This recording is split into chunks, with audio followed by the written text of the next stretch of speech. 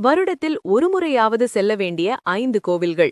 இந்த 5 கோவில்களுக்கும் நீங்கள் சென்று இருந்தால் மறக்காமல் கமெண்டில் சொல்லி சேனலை சப்ஸ்கிரைப் லைக் செஞ்சுக்கோங்க. முதல் கோவில் திருப்பதி. திருப்பதி சென்றாலே திருப்பம் உண்டாகும் என்று கூறுவார்கள். இங்கு செல்ல வேண்டுமென்றால் அந்த பெருமாளின் அனுமதி மற்றும் அருள் ஒருவருக்கு மிகவும் முக்கியம். இதை தாண்டி நீங்கள் சென்றால் உங்களுக்கு பெருமாளின் அருள் இருக்கிறதென்றே அர்த்தம். அடுத்தது திருச்செந்தூர்.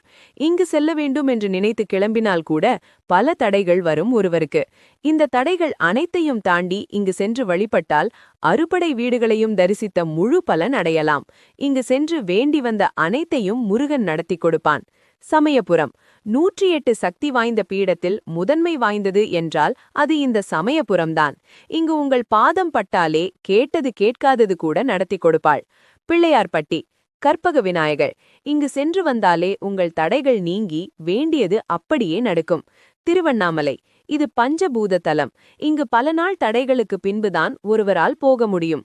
அப்படி உங்களை சிவன் அழைத்து உங்கள் பாதம் அங்கு பட்டால் 21 தலைமுறை பாவங்களும் நீங்கி செல்லும்.